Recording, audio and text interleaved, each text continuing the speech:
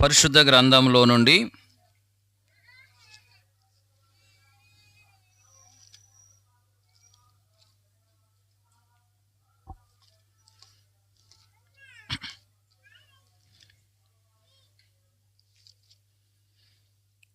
కీర్తన 147 13వ వచనాన్ని మనమందరం కలిసి చదువుకుందాం. 147వ కీర్తన 13వ వచనాన్ని మనమందరం కలిసి చదువుకుందాం. ఆయన నీ గుమ్మముల గడియలు బలపరిచి ఉన్నాడు, నీ మధ్యను నీ పిల్లలను ఆశీర్వదించి ఉన్నాడు. ప్రార్థన చేసుకుందాం.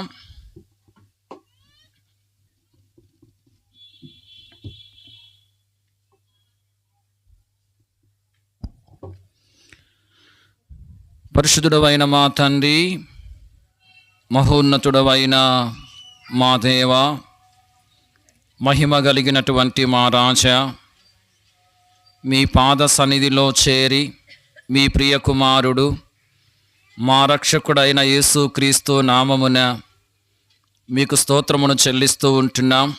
ఇంతవరకు ఈ పరిచర్యలో మీరు మాకు సహాయం చేస్తూ వచ్చిన విధానము కొరకాయ మీకు స్తోత్రములు. ప్రభు, ఈ సమయంలో నిలబడుతున్న మీ దాసుని మీరు కరుణించండి. అయోగ్యుడను నిష్ప్రయోజకుడను నాయన, మీ సన్నిధిని నిలిచి పరిచర్య చేయటకు ఏమాత్రము అర్హత లేనివాడను. మీరు నన్ను కరుణించి మీ కలవరి శిలువ రక్తము చేత మీరు నన్ను కడిగి పవిత్రపరచండి. మీ శిలువ చాటును మరుగుపరుచుకొని మీ ఆత్మపూర్ణిగా చేసి మీరు అభిషేకించి వాడుకొనండి. ఇదిగో నీ నోట నా మాటలు ఉంచి ఉన్నానని మీరు సెలవిచ్చిన మాటను మీరు నా పక్షంగా నెరవేర్చండి. ఓ ప్రభువా, మీ పరలోకపు సింహాసనము నుండి మీ స్వరాన్ని మాకు వినిపించండి. దయగల తండ్రి, ఈ ఆవరణం అంతటిని మీరు పరిశుద్ధపరచండి. నీకు విరోధముగా రూపింపబడిన ఆయుధం వర్ధిల్లదని మీ వాక్యం రాయబడిన మాట ప్రకారము శత్రుకార్యాలన్నింటిని లయపరచండి. మైక్ సిస్టము, కరెంటు అంతా కూడా ఎంతో మంచిగా ఉండేదాని కొరకు మీరే సహాయం చేయండి. మీ వాక్యము ద్వారా అనేకులు దర్శించబడి మేలు పొందుటకు సహాయం చేయండి. దేవ, ఈ కుటుంబానికి చేరువచ్చి ప్రతి ఒక్కరికి ఈ పరిచర్య ఎంతో ఆశీర్వాదకరంగా ఉన్నట్లుగా మీరే కార్యం చేయమని మీ కృప కలిగిన హస్తములకు అప్పగించుకుంటూ మిమ్మల్ని స్తుతిస్తూ మీ కలవరి శిలువ రక్త ప్రోక్షణ కిందికి మమ్మల్ని తెచ్చుకుంటూ యేసుక్రీస్తు ప్రభు నామమున ప్రార్థించి స్తుతించి వేడుకొనుచున్నాం తండ్రి, ఆమేన్.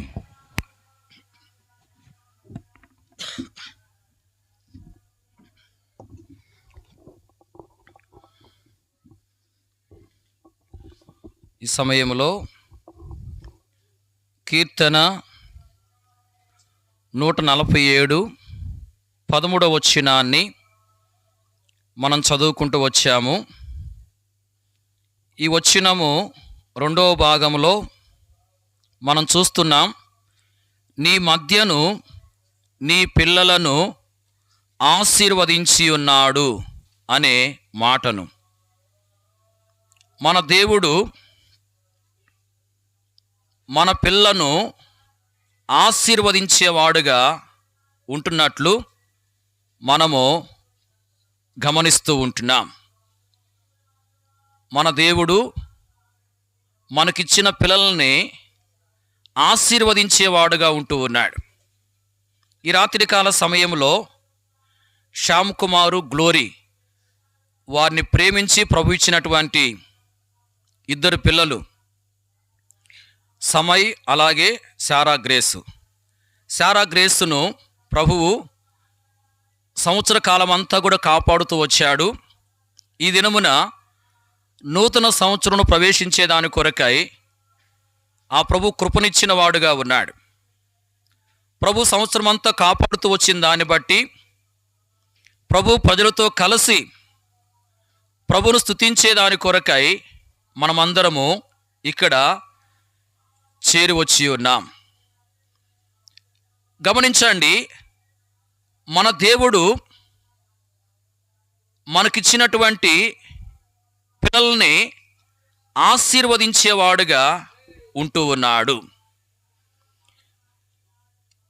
మన పిల్లలు దేవుని చేత ఎలాంటి ఆశీర్వాదములను పొందుకోవాలని వాక్యం తెలియపరుస్తూ ఉందో ఈ సమయంలో కొన్ని విషయాల్ని మనం చూద్దాం. చూడండి, మొదటిగా దినవృత్తాంతములు మొదటి గ్రంథము 17వ అధ్యాయము 17వ వచనం. దినవృత్తాంతములు మొదటి గ్రంథము 17వ అధ్యాయము 17వ వచనం. దేవా, ఇది నీ దృష్టికి స్వల్ప విషయమే. దేవా యెహోవా, నీవు రాబో బహుకాలం వరకు నీ సేవకుని సంతతిని గూర్చి సెలవిచ్చి మనుషునితో మనుషుడు మాట్లాడినట్లు దయపాలించి నాతో మాట్లాడి నా సంతతి ఘనత చెందునని మాట ఇచ్చి ఉన్నావు. భక్తుడైన దావీదు ఇక్కడ అంటున్నాడు, నా సంతతి ఘనత చెందునని మాట ఇచ్చి ఉన్నావు అనే మాటను గమనించండి. మన సంతతి లేక మన పిల్లలు ఎలాంటి ఆశీర్వాదాలను పొందుకోవాలని ఆ దేవుడు కోరుతున్నాడో వాక్యములో నుండి మనము చూడబోతూ ఉంటున్నాం. మరి మనము చూసే ప్రతి సందర్భంలో కూడా సంతతి అనే మాట కనబడుతుంది. సంతతి అంటే పిల్లలు. దేవుడు మనకిచ్చిన పిల్లలు ఎలాంటి ఆశీర్వాదాలు పొందుకోవాలని దేవుడు కోరుతున్నాడో మనం చూద్దాం. మొదటిగా దినవృత్తాంతములు మొదటి గ్రంథం 17వ అధ్యాయము 17వ వచనములో మనం చూస్తున్నాం. చివరి భాగంలో నా సంతతి ఘనత చెందునని మాట ఇచ్చి ఉన్నావు అనే మాటను దేవుడు దావీదునకు మాట ఇచ్చాడు. ఏమని మాట ఇచ్చాడంటే, నీ సంతతి ఘనత చెందుతుంది అనే మాటను దేవుడు దావీదునకు ఇచ్చినవాడుగా ఉన్నాడు. అంటే దావీదు యొక్క సంతతి ఘనత చెందాలి అని దేవుడు కోరుతున్నట్లుగా మనము చూస్తూ ఉంటున్నాం.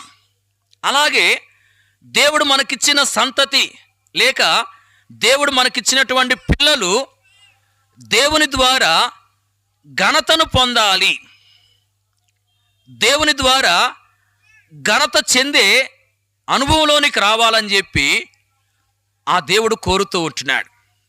పిల్లలు గమనించండి, మన సంతతి ఘనతను పొందాలి. మన యొక్క సంతతి ఘనతను పొందాలి అంటే మరి మన సంతతి ఏ రీతిగా ఉండాలి?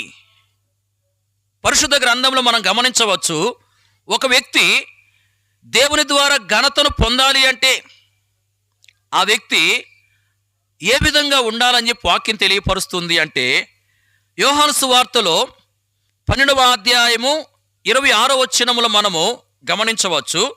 యేసు ప్రభువు అంటున్నాడు, ఒకడు నన్ను సేవించిన ఎడల నా తండ్రి వాణ్ణి ఘనపరచును అని. అంటే ప్రభువును ఎవరైతే సేవిస్తారో వారు ఏం చేయబడతారు? ఘనపరచబడతారు. ప్రభువును సేవించేవారు ఘనతను పొందుతారు. పరిశుద్ధ గ్రంథంలో మనం గమనించవచ్చు, మరి దావీదు కుమారుడైన సొలొమోను ఘనతను పొందినవాడుగా ఉన్నట్లు వాక్యములో వ్రాయబడి ఉంది. రాజులు మొదటి గ్రంథము 3వ అధ్యాయం 13వ వచనములో దేవుడు అంటూ వచ్చాడు, ఐశ్వర్యాన్ని ఘనతను నీవు అడగకపోయినను వాటిని కూడా నేను నీకు ఇచ్చుచున్నాను అని. సొలొమోనుకి దేవుడు ఏమిచ్చాడు? ఐశ్వర్యాన్ని ఘనతనిచ్చాడు. సొలొమోను దేవుణ్ణి ఏమడిగాడంటే వివేకం గల హృదయాన్ని ఇమ్మని చెప్పి అడుగుతా వచ్చాడు. ఘనతను ఐశ్వర్యాన్ని ఇవ్వని చెప్పి దేవుణ్ణి అడగలేదు. గమనించండి, సొలొమోను అడిగినట్లుగా దేవుడు సొలొమోనుకి వివేకం గల హృదయాన్ని ఇచ్చాడు. అతడు అడగకపోయినా కూడా అతనికి ఐశ్వర్యాన్ని ఇచ్చాడు, ఘనతను కూడా ఇచ్చాడు. సొలొమోను ఎంతో ఘనతను పొందినవాడుగా ఉన్నాడు. సొలొమోను ఎంతో ఘనతను పొందినటువంటి స్థితిలో ఉన్నట్లుగా వాక్యములు మనము గమనించవచ్చు. మరి సొలొమోనుకి ఈ ఘనత అనేది దేన్ని బట్టి అనుగ్రహించబడతా వచ్చింది? దేవుడు సొలొమోనుకు ఘనతను ఎందుకు అనుగ్రహిస్తూ వచ్చాయంటే, సొలొమోను తన జీవితంలో ఏం చేశాడంటే దేవుణ్ణి సేవించిన వాడుగా ఉన్నాడు. దేవుణ్ణి ఏం చేశాడు? సేవించాడు. అంటే దేవుని కొరకై సేవ చేశాడు, దేవుని కొరకై పనిచేశాడు, దేవుని కొరకై మరి ప్రయాసపడినవాడుగా ఉన్నాడు.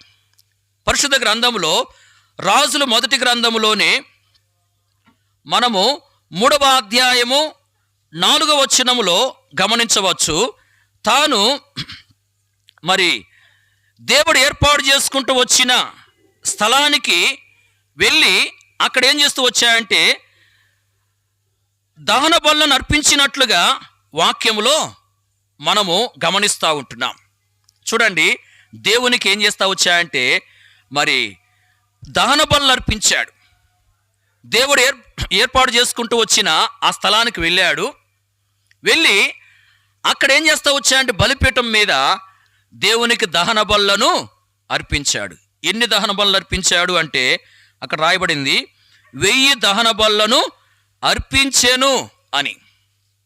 చూడండి, ఇక్కడ దహన బలులు అర్పించాడు అనే సంగతి ఏం చూపిస్తుంది అంటే తాను దేవుని కొరకే సేవ చేసిన వాడుగా ఉన్నాడు అనే విషయాన్ని చూపిస్తుంది.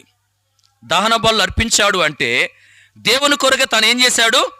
సేవ చేశాడు, దేవుని కొరకే పనిచేశాడు, దేవుని కొరకై ప్రయాసపడినటువంటి వాడుగా ఉన్నాడు. ప్రియులారా గమనించండి, ఎవరైతే ఆ ప్రభువును సేవిస్తారో వారు ఏం చేయబడతారు? ఘనపరచబడతారని చెప్పి మనము వాక్యంలో చూస్తూ వచ్చాం. సొలొమోను ప్రభువును సేవించిన వాడుగా ఉన్నాడు. సొలొమోను ప్రభు కొరకే సేవ చేసిన వాడుగా ఉన్నాడు. దాన్ని బట్టి దేవుడు సొలొమోను ఏం చేశాడంటే ఘనపరుస్తూ వచ్చాడు. సొలొమోనుకి ఘనతను కలగజేసినటువంటి వాడుగా ఉన్నాడు. ప్రియులారా గమనించండి, మరి మన యొక్క సంతతి ఘనతను పొందాలి, మన సంతతి ఘనతను పొందాలి. మరి మన సంతతి ఘనతను పొందాలంటే మన సంతతికి మనము ఏమి నేర్పించాలి? ప్రభువుని సేవించేది నేర్పించాలి. ప్రభువుని సేవించేది మన సంతతికి మనము నేర్పించాలంటే ముందు మనం ప్రభువుని సేవించేది నేర్చుకోవాలి. గమనించండి, మనము తల్లిదండ్రులంగా మనము ప్రభువును సరైన విధానంలో సేవించేది నేర్చుకోవాలి. మనము నేర్చుకొని మన పిల్లలకు కూడా ప్రభువును సేవించేది నేర్పించాలి. గమనించండి, సేవించడం అంటే ప్రభు యొక్క పని చేయడం, ప్రభు పని చేయడమే ప్రభువును సేవించడం. మన జీవితంలో మరి మనం ప్రభు కొరకు పనిచేసే వారంగా ఉండాలి, మనము ప్రభు కొరకై సేవ చేసే వారంగా ఉండాలి. మనం ప్రభు కొరకు సేవ చేస్తూ మన పిల్లలకు కూడా ప్రభు కొరకు సేవ చేసేది నేర్పించాలి. మన పిల్లలు కూడా ప్రభు కొరకు పనిచేసే వారిగా వారిని మనం పెంచాలి. అలా పెంచినప్పుడు ఆ ప్రభు ద్వారా మనము ఘనతను పొందుకుంటాము. అలాగే మన సంతతి అంటే మన పిల్లలు కూడా ప్రభు ద్వారా ఘనతను పొందుకుంటారు. మనము నేర్చుకుని మన పిల్లలకు కూడా నేర్పినప్పుడు పిల్లరా మనము ప్రభు ద్వారా ఘనపరచబడతాము. మన పిల్లలు కూడా ఆ ప్రభు ద్వారా ఘనతను పొందేవారుగా ఉంటారు. గమనించండి, మన సంతతి ప్రభు ద్వారా ఏం పొందాలని చెప్పి ఆ ప్రభు కోరుతున్నాడంటే ఘనతను పొందాలి. ఏం పొందాలి? ఘనతను పొందాలి. మన సంతతి మన పిల్లలు ప్రభు ద్వారా ఘనతను పొందాలి. మరి మన పిల్లలు ఘనతను పొందాలి అంటే మరి మనము ప్రభువును సేవించే వారంగా, అంటే ప్రభు కొరకు పనిచేసే వారంగా ఉంటూ మన పిల్లలకు కూడా ప్రభువును సేవించేది, ప్రభు కొరకు పనిచేసేది నేర్పించాలి. అప్పుడు మరి మనం ప్రభు ద్వారా ఘనతను పొందుతాము, మన పిల్లలు కూడా ప్రభు ద్వారా ఘనతను పొందేవారుగా చేయబడతారు. ఇది మొదటిది. రెండో విషయాన్ని మనం చూద్దాం. చూడండి, దినవృత్తాంతములు మొదటి గ్రంథము 25వ అధ్యాయము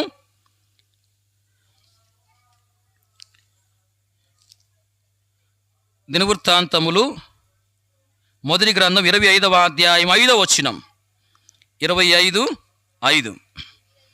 వీరందరూ దేవుని వాక్య విషయంలో రాజునకు దీర్ఘదర్శియగు హేమాను యొక్క కుమారులు, హేమాను సంతతిని గొప్ప చేయుటకై దేవుడు హేమానునకు 14 కుమారులను 3 కుమార్తెలను అనుగ్రహించి ఉండెను.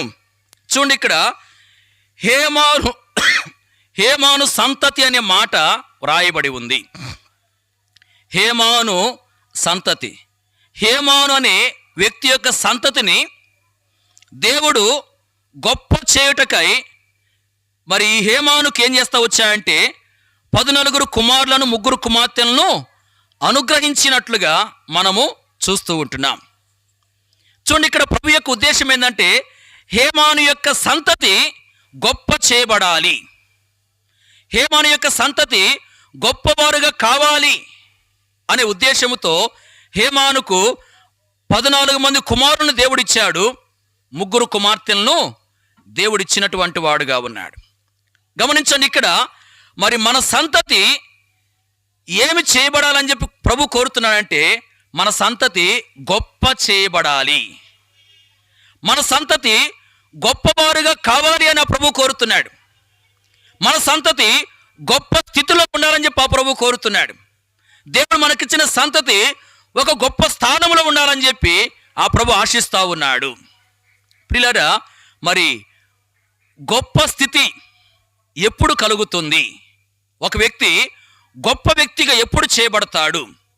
మనం పరిశుద్ధ గ్రంథములో గమనించవచ్చు. ఆదికాండము 26వ అధ్యాయము 12-13 వచనాల్లో చూసినట్లయితే అక్కడ ఇస్సాకును గురించి రాయబడింది. అబ్రహాము కుమారుడైన ఇస్సాకును గురించి రాయబడింది. మరి ఇస్సాకు ఆ దేశమందున్నవాడై ఆ సంవత్సరము మరి పంట వేసి విత్తనం విత్తి 100 ఫలం పొందాడు. వాక్యన రాయబడింది, మరి యెహోవా అతన్ని ఆశీర్వదించాడు గనక అతడు గొప్పవాడయ్యాడు. అంతేకాదు, అతను మిక్కిలి గొప్పవాడు వరకు క్రమక్రమముగా అభివృద్ధి పొందుతూ వచ్చాడు. చూడండి, ఇక్కడ ఇస్సాకు గొప్పవాడుగా చేయబడ్డాడు, మిక్కిలి గొప్పవాడుగా చేయబడ్డాడు. ఇస్సాకు గొప్పవాడయ్యాడు, ఇస్సాకు మిక్కిలి గొప్పవాడుగా చేయబడతా వచ్చాడు. అంటే దేవుడు ఇస్సాకుని గొప్పవానిగాను మిక్కిలి గొప్పవానిగా చేస్తా వచ్చాడు. ఇలా ఇస్సాకు మరి గొప్పవాడిగా చేయబడ్డానికి గల కారణం ఏంటి అంటే ఈ అధ్యాయంలో మనం గమనించవచ్చు. ఇస్సాకు దేవుని యొక్క మాటకు విధేయత చూపించాడు. ఇస్సాకు దేవుని యొక్క మాటకు విధేయత చూపించాడు.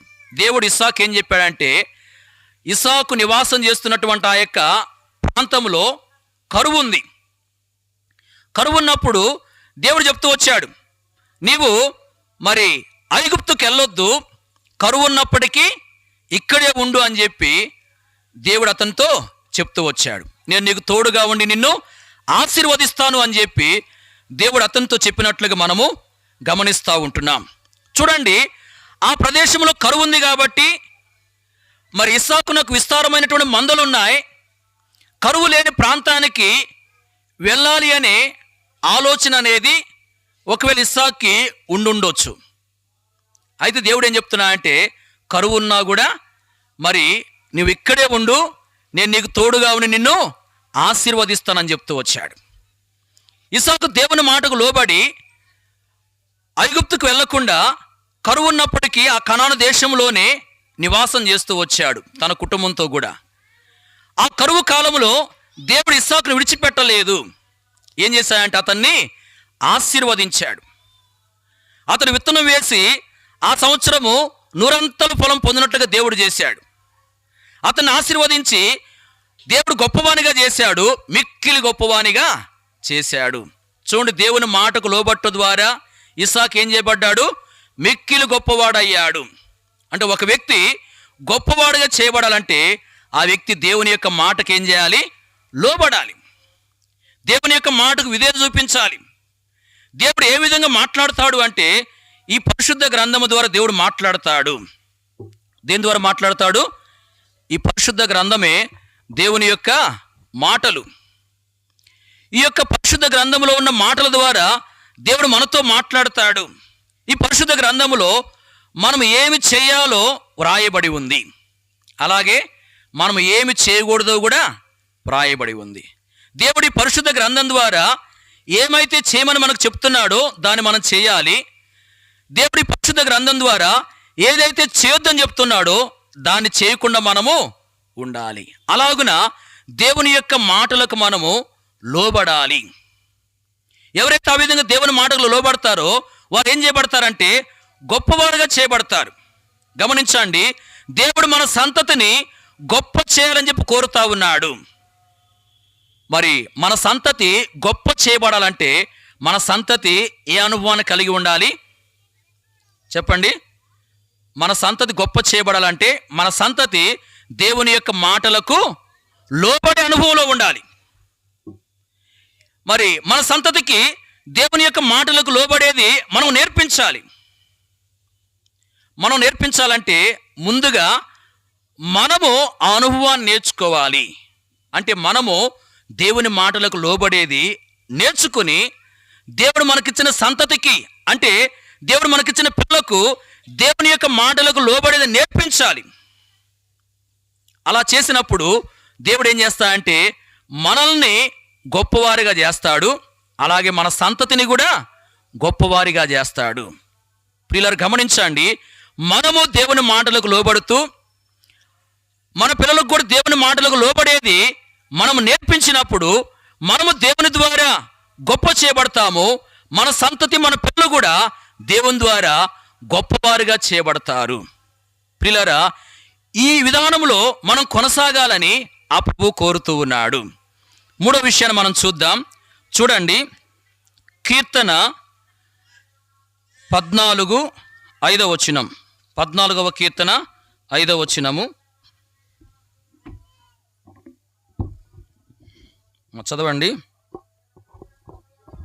ఎందుకనగా దేవుడు నీతిమంతుల సంతానము పక్షమున ఉన్నాడు. చూడండి, వచనములో నీతిమంతుల సంతానము అనే మాట వ్రాయబడి ఉంది. ఎవరు సంతానము? నీతిమంతుల సంతానం. దేవుడు నీతిమంతుల సంతాన పక్షమున ఉన్నాడు అని చెప్పి ఇక్కడ రాయబడ్డట్లుగా మనము చూస్తూ ఉంటున్నాం. అంటే మరి దేవుడు మన సంతతి పక్షాన ఉండాలి. అది ఆశీర్వాదం. ఏది ఆశీర్వాదము? దేవుడు మన సంతతి పక్షాన ఉండడం అనేది ఆశీర్వాదం. గమనించండి, ఈ లోకంలో గొప్పవాడు మన సంతతి పక్షాన ఉండడం అనేది అంత గొప్ప ఆశీర్వాదం కాదు. ఈ లోకంలో మరి ఒక ఉన్నతమైనటువంటి పదవిలో ఉన్నటువంటి వ్యక్తి మన సంతతి పక్షాన ఉండడం అనేది అంత ఆశీర్వాదం కాదు. ప్రియులారా, ఏది ఆశీర్వాదము? సర్వలోకాన్ని సృష్టించినటువంటి ఆ దేవుడు మన సంతతి పక్షాన ఉండడం అనేది ఆశీర్వాదం. మరి ఆ దేవుడు మన సంతతి పక్షాన ఉండాలంటే మన సంతతి ఏ రీతిగా ఉండాలి? పరిశుద్ధ గ్రంథంలో మనం గమనించవచ్చు. ఒక వ్యక్తి పక్షాన దేవుడు ఎప్పుడు ఉంటాడో వాక్యములో రాయబడింది. పరిశుద్ధ గ్రంథములో నిర్గమాకాండము 14వ అధ్యాయము 25వ వచనములో మనము గమనించినట్లయితే అక్కడ మరి ఎర్ర సముద్రములో ఐగుప్తీయులు చెప్పుకుంటూ వచ్చిన మాట రాయబడింది. దేవుడు ఏం చేశాడంటే ఎర్ర సముద్రం దగ్గర ఇశ్రాయేలీయులు దేవునికి మొరపెట్టారు. ఐగుప్తులో నుంచి ఇశ్రాయేలు బయటకు వచ్చిన తర్వాత మరి ఎర్ర సముద్రం దగ్గరకు వచ్చారు. ముందు ఎర్ర సముద్రం ఉంది, వెనకేం ఫరో సైన్యము మరి వెంటాడుతూ ఉంది. ఎటు తప్పించుకునే అవకాశం లేదు. అలాంటి పరిస్థితుల్లో మరి ఇశ్రాయేలు ఏం చేశారంటే దేవునికి మొరపెట్టారు. దేవునికి మొరపెట్టారు. వారిలో కొంతమంది సరిగిన వారు ఉన్నారు. అయితే వారు దేవునికి మొరపెట్టారు అని చెప్పి 14వ అధ్యాయము 10వ వచనంలో రాయబడింది. అలాగే వారు పెట్టినటువంటి మొర దేవుడు విన్నాడు అని చెప్పి నెహెమ్యా గ్రంథం 9వ అధ్యాయం 9వ వచనంలో రాయబడింది. అంటే ఎర్ర సముద్రం దగ్గర ఇశ్రాయేలు దేవునికి మొరపెట్టారు. మొరపెట్టినప్పుడు దేవుడు వారి యొక్క మొరను విన్నాడు. వినేం చేశాడంటే ఎర్ర సముద్రాన్ని పాయలుగా చేశాడు. ఆరిన నేల ఏర్పాటు చేస్తూ వచ్చాడు. దారిని కలగజేస్తూ వచ్చాడు. మరి ఇశ్రాయేలు అందరూ కూడా ఆ దారి గుండా ఆ ఎర్ర సముద్రాన్ని దాటారు. వారు దాటం పూర్తయిన తర్వాత మరి ఫరో తన సైన్యముతో కూడా ఆ ఏర్పాటు చేయబడినటువంటి దారిలో గుండా ఇశ్రాయేలుని వెంబడిస్తూ ఉన్నాడు. ఇశ్రాయేలు అందరూ దాటమైపోయింది. దేవుడు ఏం చేశాడంటే మరి ఎర్ర సముద్రం మరల యథావిధిగా పాడినట్లుగా చేశాడు. అప్పుడు ఫరో సైన్యం ఆ సముద్రంలో మునిగిపోయింది. వారు మరి రథాలను తోలే విషయంలో కష్టపడుతూ వచ్చారు. ఆ రథాలను తోలుతూ మరి చాలా ఇబ్బంది పడుతూ ఉన్నారు. అప్పుడు వాళ్ళు ఏమనుకున్నారంటే ఇశ్రాయేలీయుల ఎదుటి నుండి మనం పారిపోదాం రండి, వారి దేవుడు వారి పక్షాన ఉండి మనతో యుద్ధము చేస్తూ ఉన్నాడని చెప్పి వారు చెప్పుకుంటూ వచ్చారు. అంటే ఇశ్రాయేలు పక్షాన దేవుడున్నాడు. దేవుడుండి ఐగుప్తీయులతో ఏం చేస్తూ వచ్చాడు? దేవుడు యుద్ధం చేస్తూ వచ్చాడు. చూడండి, ఇశ్రాయేలు పక్షాన దేవుడు ఉన్నట్లుగా మనం చూస్తూ ఉంటున్నాం. కారణం ఏంది? ఇశ్రాయేలు పక్షాన దేవుడు ఉండి ఐగుప్తీయులతో దేవుడు యుద్ధం చేయడానికి గల కారణం ఏంది అంటే మనం గమనిస్తూ ఉంటున్నాము. ఇశ్రాయేలు ఏం చేశారు? దేవునికి మొరపెట్టారు. దేవునికి మొరపెట్టారు. దేవునికి వారు మొరపెట్టారు కనుక దేవుడు వారి పక్షాన ఉండి మరి ఐగుప్తీయులతో దేవుడు యుద్ధం చేస్తూ వచ్చాడు. అంటే ఎవరైతే దేవునికి మొరపెడతారో వారి పక్షాన దేవుడు ఉంటాడు. ఎవరి పక్షాన ఉంటాడు? దేవునికి మొరపెట్టే వారి పక్షాన. ఇశ్రాయేలు దేవునికి మొరపెట్టారు కాబట్టి దేవుడు వారి పక్షాన ఉన్నాడు. వారి పక్షాన ఉండి మరి శత్రువుతో యుద్ధం చేస్తూ వచ్చాడు. వారిని ఎంతో కాపాడుతూ వచ్చాడు. వారికి ఎంతో భద్రతను కలగజేస్తూ వచ్చాడు. ప్రియులారు గమనించండి, మొరపెట్టే వారి పక్షాన దేవుడు ఉంటాడు. ఇప్పుడు మన సంతతి పక్షాన దేవుడు ఉండాలి. మన సంతతి పక్షాన దేవుడు ఉండాలంటే మన సంతతికి మనం ఏం నేర్పించాలి? ఏమా చెప్పండి. దేవునికి మొరపెట్టడం నేర్పించాలి. మన సంతతికి దేవునికి మొరపెట్టేది నేర్పించినప్పుడు దేవుడు మన సంతతి పక్షాన ఉంటాడు. మరి మన సంతతికి నేర్పించాలంటే ముందు మనము అనుభవంలోనికి రావాలి. గమనించండి, మన సంతతికి మనం నేర్పించాలంటే అనుభవం అనేది మనలో ఉండాలి. మనలో ఉండకుండా మరి మన సంతతికి మనము నేర్పించలేం. మనము చక్కగా సీరియల్ చూసుకుంటూ అమ్మాయి నువ్వు ప్రార్థన చేసుకో అమ్మాయి అని చెప్పి పిల్లలకు చెప్పామనుకోండి, వింటారు వాళ్ళు? వినరు. ఎందుకు వినరు? మనము ఏ అనుభవంలో ఉండాలి, అనుభవంలో ఉండకుండా ఆ అనుభవం అనేది పిల్లల్లో ఉండాలని చెప్పి ఆశించడం అనేది కరెక్ట్ కాదు. పిల్లలు మనము ప్రభువునకు ప్రార్థించే వారంగా ఉండాలి. ప్రభువునకు ప్రార్థించే వారంగా మనం ఉంటే మరి మన జీవితంలో ఉన్న అనుభవాన్ని మన పిల్లలకు నేర్పించగలం. కాబట్టి మనం మొదటిగా ప్రభువునకు ప్రార్థించే అనుభవంలోనికి రావాలి. మనం మొదటిగా ప్రభువుని ప్రార్థించే అనుభవాన్ని కలిగి ఉండాలి. మనం కలిగి ఉండి మన పిల్లలకి ఏం చేయాలి? అనుభవాన్ని నేర్పించాలి. ప్రభువునకు ప్రార్థించే అనుభవాన్ని మనం నేర్పించాలి. అప్పుడు దేవుడు ఏం చేస్తా అంటే మన పక్షాన ఉంటాడు, అలాగే మన సంతతి పక్షాన కూడా ఉంటాడు. ప్రియులారు గమనించండి, దేవుడు మన పక్షాన మన సంతతి పక్షాన ఉండి గొప్ప కార్యాలు జరిగించాలి అంటే మనము మొదటిగా ప్రార్థించే వారంగా ఉండాలి. అలాగే మన పిల్లలకు కూడా ప్రార్థించేది నేర్పించాలి. ఆ రీతిగా మనమున్నప్పుడు మనం ప్రభువు చేత ఆశీర్వదించబడతాం. అంటే ప్రభు మన పక్షాన ఉంటాడు, మన సంతతి పక్షాన కూడా ఉంటాడు. అలాగే 4వదిగా చూడండి, పరిశుద్ధ గ్రంథంలో నుండి దినవృత్తాంతములు 1 గ్రంథము 17వ అధ్యాయం 27వ వచనం. దినవృత్తాంతములు 1 గ్రంథము 17:27 వచనం చదవండి. ఇప్పుడు నీ దాసుని సంతతి నిత్యము నీ సన్నిధిని ఉన్నట్లుగా దాన్ని ఆశీర్వదింపును అనుగ్రహించి ఉన్నావు. యెహోవా నీవు ఆశీర్వదించిన యెడల అది ఎన్నటికీ ఆశీర్వదింపబడి ఉండును. చూడండి, వచనంలో దావీదు అంటున్నాడు, నీ దాసుని సంతతి నిత్యము నీ సన్నిధిని ఉన్నట్లుగా దాన్ని అనుగ్రహించి ఉన్నావు అని. అంటే దావీదు యొక్క సంతతి దేవుని యొక్క సన్నిధిలో నిత్యం ఉన్నట్లుగా దేవుడు ఏం చేస్తా వచ్చాడు? అతని యొక్క సంతతిని ఆశీర్వదించాడు. అంటే 4వదిగా మన సంతతి దేవుని సన్నిధిలో ఉండాలి. మన సంతతి దేవుని సన్నిధిలో ఉండడం అనేది ఆశీర్వాదం. దేవుని సన్నిధిలో మన సంతతి మరి ఉన్నప్పుడు దేవుని యొక్క సన్నిధిలో ఏ ఆశీర్వాదం అయితే ఉందో ఆశీర్వాదం మన సంతతి పొందుకుంటుంది. వాక్యంలో మనం గమనించవచ్చు, కీర్తన 16:1 రాయబడింది, కీర్తన 16:11 రాయబడింది, నీ సన్నిధిని సంపూర్ణ సంతోషము కలదు అని. దేవుని సన్నిధిలో ఏముంది? సంపూర్ణ సంతోషం ఉంది. ఇప్పుడు మన సంతతి దేవుని సన్నిధిలో ఉన్నప్పుడు మన సంతతి ఏం పొందుకుంటుంది చెప్పండి? దేవుని సన్నిధిలో సంపూర్ణ సంతోషం ఉంది. మన సంతతి దేవుని సన్నిధిలో ఉన్నప్పుడు మన సంతతి ఏం పొందుకుంటుంది? ఆ సంపూర్ణ సంతోషాన్ని పొందుకుంటుంది. అంటే మన సంతతి గమనించండి, దేవుని యొక్క సన్నిధిలో ఉండి ఆశీర్వాదాన్ని పొందుకునేదిగా ఉండాలి. మన సంతతి దేవుని సన్నిధిలో ఉండి దేవుని సన్నిధిలో ఉండే ఆ సంతోషాన్ని పొందుకోవాలి. పిల్లరా, ఈ విధంగా మన సంతతి దేవుని యొక్క సన్నిధిలో ఉండి దేవుని సన్నిధిలో ఉండే ఆ సంతోషాన్ని మన సంతతి పొందుకోవాలి అంటే మన సంతతి ఏ రీతిగా ఉండాలి?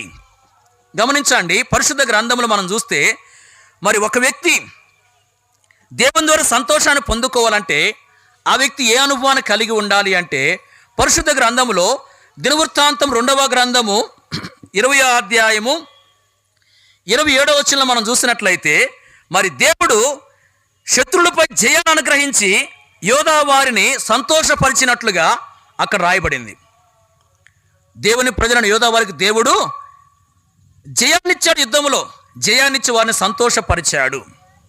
వారికి దేవుడు సంతోషాన్ని కలగజేయడానికి గల కారణం ఏంటంటే యుద్ధానికి వెళ్ళే ముందు మరి రాజుగా ఉన్న యెహోషాపాతు ఏం చేశాడంటే దేవుని స్తుతించడానికి కొంతమందిని ఏర్పాటు చేశాడు.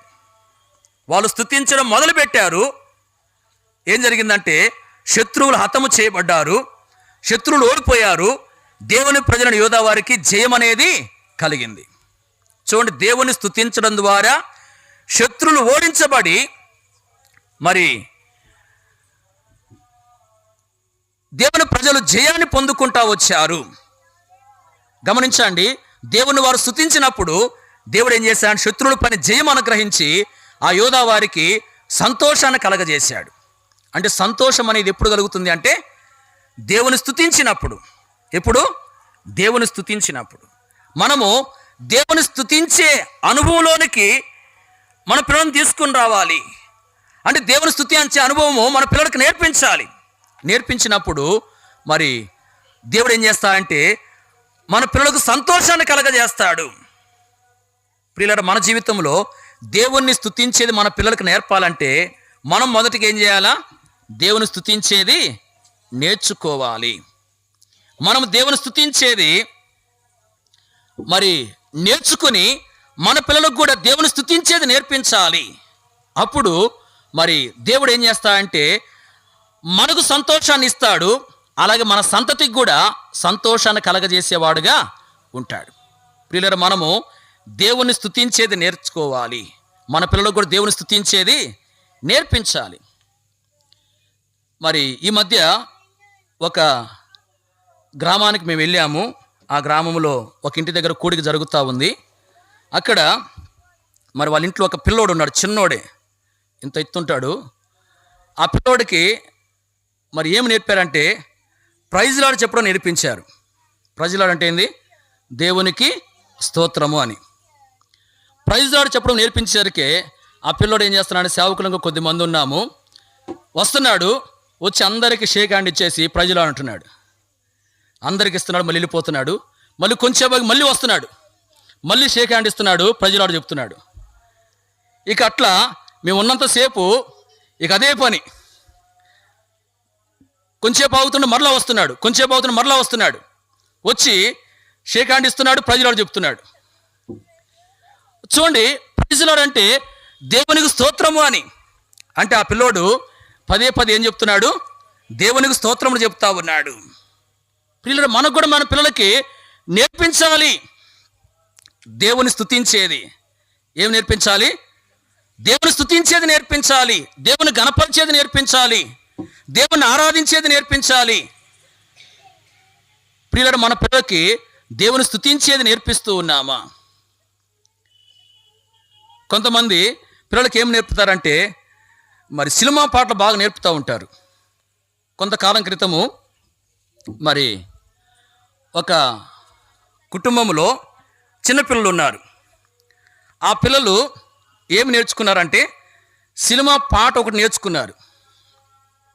ఆ దినాల్లో ఏదో ఒక పాట ఉండేది. ఆ పాట ఏంటంటే కుమ్మో కుమ్మో అనే పాట అంటారు. ఆ పాట వాళ్ళు నేర్చుకున్నారు. ఒకరోజు వాళ్ళ తాత కూర్చుని అన్నం తింటా ఉన్నాడు, భోజనం చేస్తూ ఉన్నాడు. భోజనం చేస్తూ ఉంటే వాళ్ళు వాళ్ళ తాత దగ్గరికి వచ్చి తాత కుమ్మో కుమ్మో అంటున్నారు. చూడండి, పిల్లలకు వాళ్ళు ఏమి నేర్పారు? సినిమా పాటలు నేర్పుతూ వచ్చారు. ఆ సినిమా పాటలు నేర్పారు కనుక వాళ్ళు అదే మాట్లాడుతూ ఉన్నారు. పిల్లలు మన పిల్లలకు మనం ఏం నేర్పాలంటే ప్రభువును స్తుతించేది నేర్పాలి.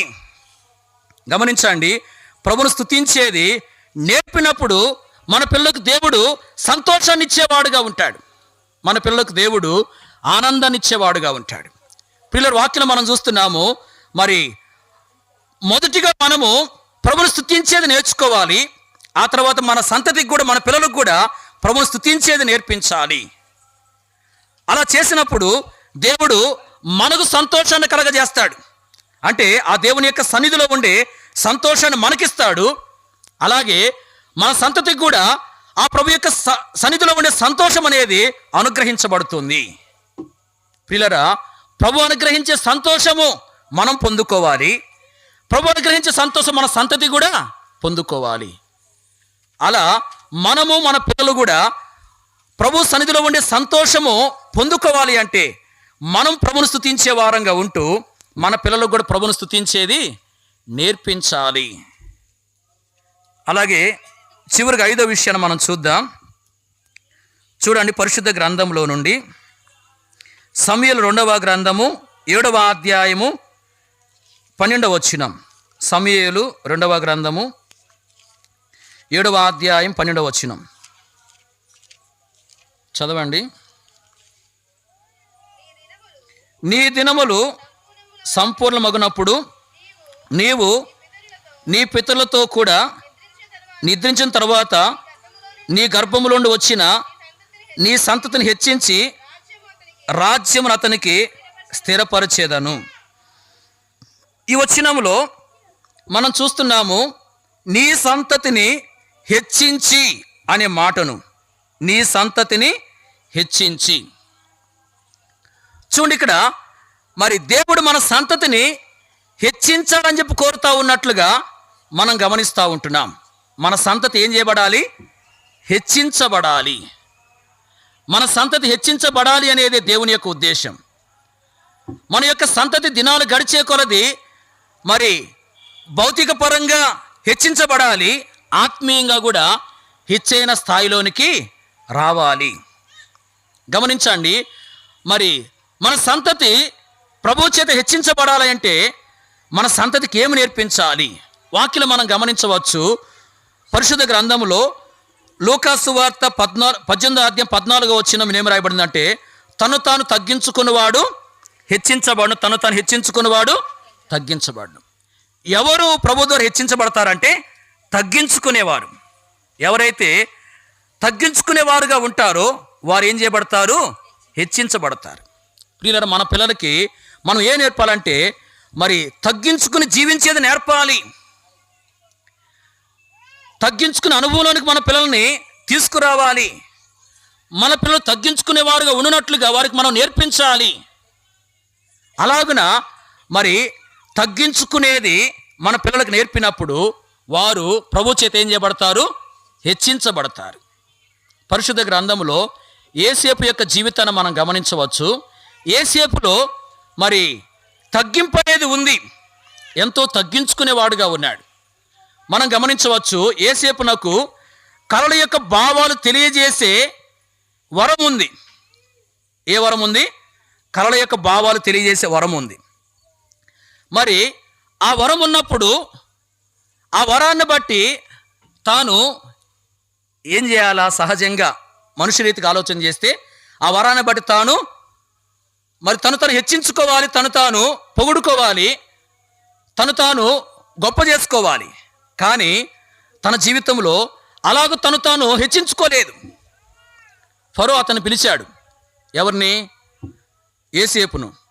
ఫరో అంటే ఐగుప్తు దేశానికి రాజు.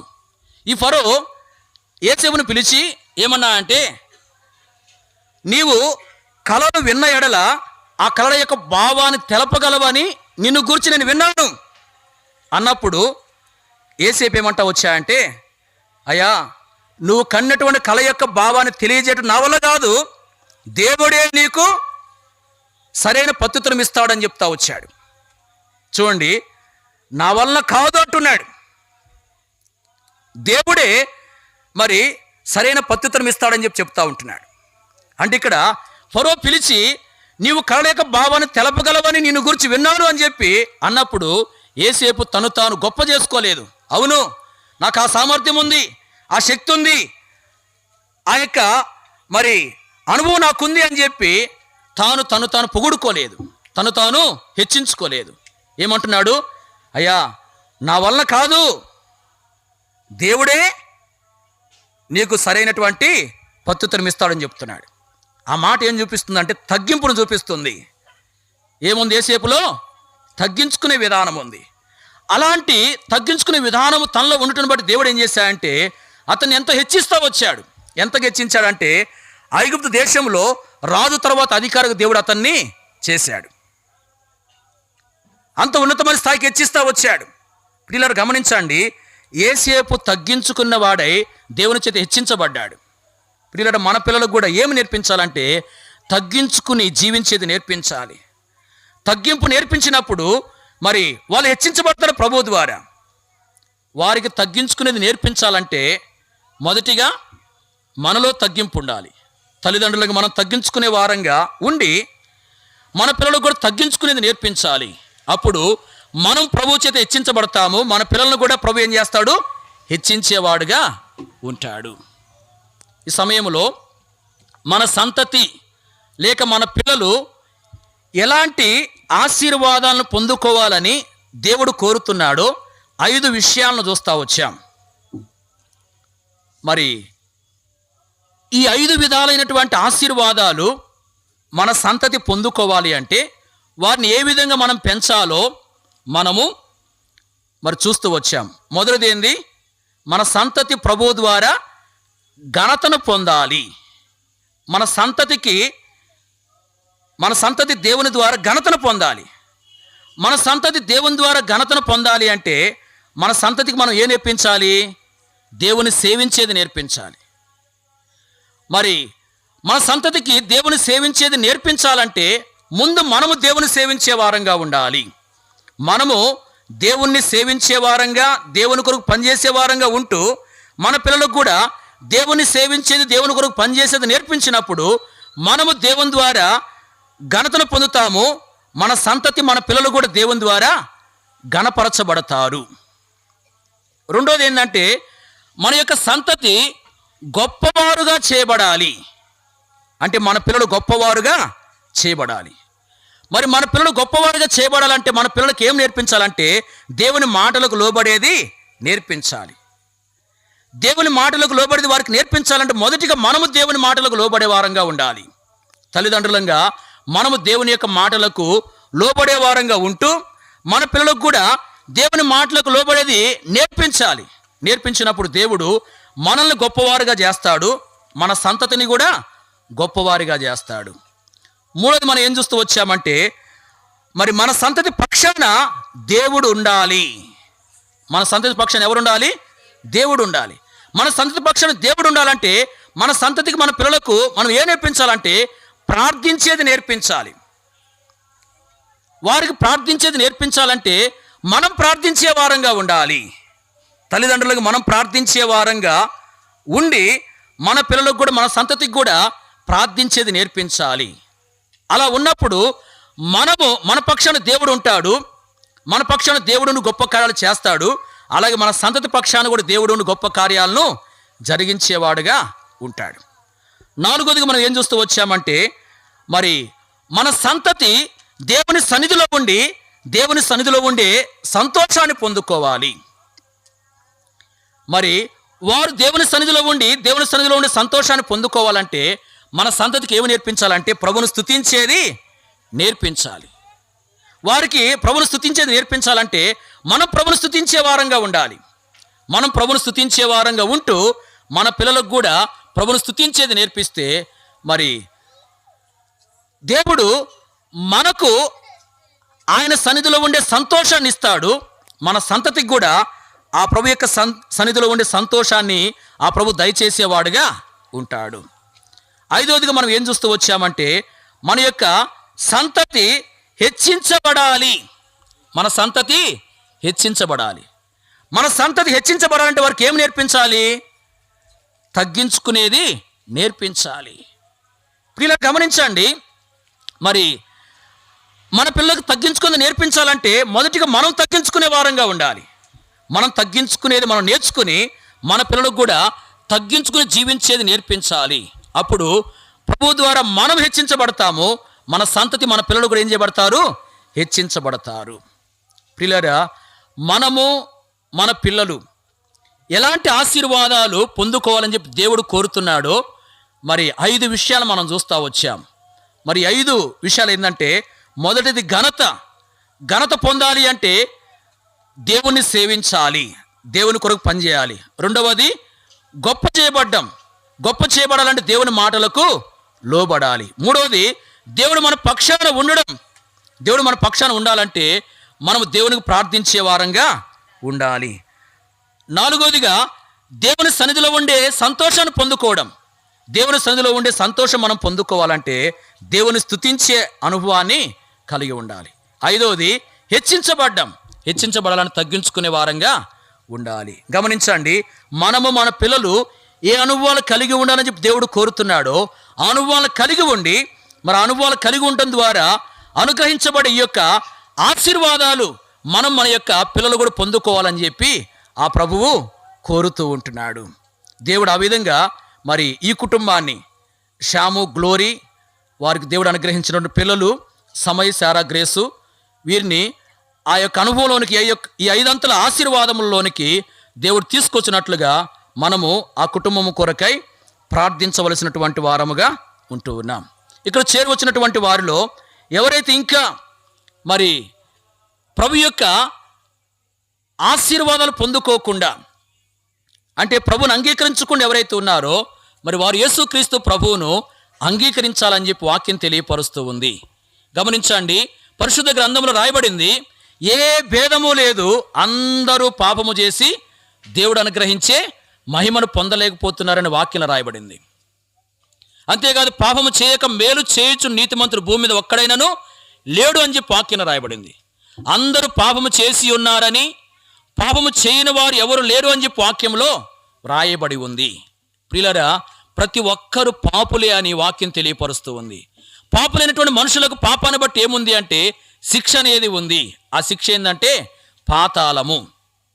పాతాళం పాపం చేసిన వారిని పట్టుకున్నని చెప్పి వాక్యం రాయబడింది. ప్రియులారా, మనుషులందరూ పాపులుగా ఉన్నారు. మరి పాపులుగా ఉన్న మనుషులందరూ కూడా పాపాన్ని బట్టి పాతాళానికి వెళ్ళవలసినటువంటి వారుగా ఉంటున్నారు. పాతాళం అంటే అక్కడ అగ్ని ఉంటుంది. అక్కడికి వెళ్ళిన వారు అగ్నిలో కారుతూ నిత్యము బాధించబడతారు. బహు భయంకరమైన స్థలం అది. అలాంటి భయంకరమైన శిక్ష అనేది పాపులైన మానవులకు ఉంది. ఆ శిక్ష నుండి పాపులైన మానవులను రక్షించడానికే ప్రభువైన యేసుక్రీస్తు వారు దేవుడై ఉండి మానవునికి యొక్క లోకానికి రావాల్సి వచ్చింది. యేసు ప్రభువారు ఈ లోకానికి రాకముందు పరలోకంలో ఆయన ఉన్నాడు. కాలం పరిపూర్ణమైనప్పుడు యేసు ప్రభువారు ఈ లోకంలో కన్యక గర్భమందు దైవశక్తి ద్వారా పాపము లేనివాడుగా జన్మించాడు. పాపము లేనివాడుగానే జీవిస్తూ వచ్చాడు. యేసు ప్రభువారు పాపులైన మానవుల్ని పాపం ద్వారా వచ్చే శిక్ష నుండి అనగా పాతాళం నుంచి రక్షించేదాని కొరకై ఆ గొల్గొతా కొండపైన పాపులైన మానవులకు బదులుగా శిక్షను భరించిన వాడుగా ఉన్నాడు. గమనించండి, యేసు ప్రభు యొక్క చేతుల్లో చేలు కొట్టబడ్డాయి. యేసు ప్రభు యొక్క పాదాల మేకు కొట్టబడింది. యేసు ప్రభు యొక్క తలకు మొలకీయడం పెట్టబడింది. యేసు ప్రభు యొక్క పక్కలో బల్లిపోటు పొడవబడింది. యేసు ప్రభు యొక్క దేహము కొడాలతో కొట్టబడతా వచ్చింది. యేసు ప్రభు వారు తన సొగసును స్వరూపాన్ని కోల్పోయి చూడలేని వానిగా చేయబడి తన రక్తం అంతటిని ఆఖరి బొట్టు వరకు చిందించాడు. ఆ 2 కైలు 3 మేకుల మధ్యలో మన్ను టెండలో వేలాడుతూ వచ్చాడు ఆ గొల్గొతా కొండపైన. ఆయనలో ఏ దోషము లేదు, ఆయన ఏ పాపము చేయలేదు. మరి మనం చేసిన పాపాలను బట్టి అంతటి బాధ ఆయన సహించిన వాడుగా ఉన్నాడు. మనం చేసిన దోషాలను బట్టి అంత ఘోరంగా హింసించబడతా వచ్చాడు. ఆ సిలువలో తన ప్రాణం అర్పించాడు. సమాధి చేయబడి తిరిగి లేచిన వాడుగా ఉన్నాడు. తిరిగి లేచిన యేసు ప్రభు అనేకులు కనబడి అనేకులు చూస్తుండగా పరలోకానికి వెళ్ళాడు. పరలోకానికి నా ప్రభు తిరిగి మళ్ళీ రాబోతున్నాడు. గమనించండి, యేసు ప్రభు వారు పరలోకాన్ని విడిచి లోకానికి వచ్చి ఆ సిలువలో ఇంత ఘోరమైనటువంటి బాధను ఎందుకు అనుభవించాడు అంటే పాపులైన మానవులను పాపం ద్వారా వచ్చే శిక్ష నుండి అనగా పాతాళము నుంచి రక్షించడానికి. ఎవరైతే ఈ విధంగా శిక్షను భరించిన యేసు ప్రభుని నమ్మి హృదయపూర్వకంగా పాపాలు ఒప్పుకుని క్షమించమని ప్రభుని అడుగుతారో ప్రభు ఏం చేస్తాడు? వారి పాపాలను క్షమిస్తాడు. వారిని తన రక్తం ద్వారా కడిగి పరిశుద్ధపరుస్తాడు. ఇలాగన ప్రభుని నమ్మి పాపాలు ఒప్పుకుని ప్రభు రక్తం ద్వారా కడగబడి పరిశుద్ధపరచబడిన వారు పాపం ద్వారా వచ్చే శిక్షను అనగా పాతాళం నుంచి రక్షించబడతారు. అంతేకాదు ఎల్లప్పుడూ సంతోషముండి పరలోకానికి వారసులుగా చేయబడతారు. కాబట్టి గమనించండి, యేసు ప్రభు వారు పాపులైన మానవుల్ని పాతాళం నుంచి రక్షించి శ్రేష్టమైన పరలోకానికి వారసులుగా చేయడానికే సిలువలో అంత ఘోరమైనటువంటి బాధను సహించిన వాడుగా ఉన్నాడు. కాబట్టి ఎవరైతే ఇంకా యేసు ప్రభుని నమ్ముకోకుండా పూర్తిగా ప్రభుని అంగీకరించకుండా పాపక్షమాపణ పొందకుండా పాపంలోనే జీవిస్తూ ఉంటున్నారో వారు ఇప్పుడైనా మరి యేసు ప్రభునందు విశ్వాసం ఉంచి పాపాలు ఒప్పుకుని పాపక్షమాపణ ముందు పరిశుద్ధులుగా చేయబడి పాతాళం తప్పించుకుని పరలోకానికి వారసులుగా చేయబడాలని ప్రభు పేరిట మనవి చేస్తూ ఉంటున్నాం. ప్రార్థన చేసుకుందాం. దయచేసి అలాగే మీరు కూర్చుని మోకరించి కళ్ళు మూసుకుని ప్రార్థనలు ఏకీభవించండి. మోకరించగలిగిన వారు మోకరించండి. ఎవరు లేవద్దు, అటు తిరగొద్దు. ముగింపు చేస్తున్నాము.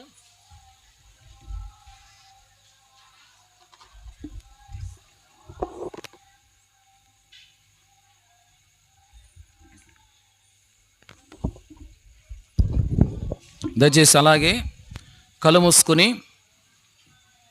ప్రార్థనలో ఉండండి. ప్రభు ఇంతవరకు తన వాక్యం ద్వారా మనతో మాట్లాడుతూ వచ్చాడు. ఎవరైతే రక్షణ పొంది ప్రభు బిడ్డలుగా జీవిస్తూ ఉన్నారో వారిని గురించి 5 విషయాలు మనం చూస్తూ వచ్చాం. మనము ఏ విధంగా ఉండాలో, మన సంతతికి ఏ అనుభవాలు నేర్పించాలో మనం వింటూ వచ్చాం.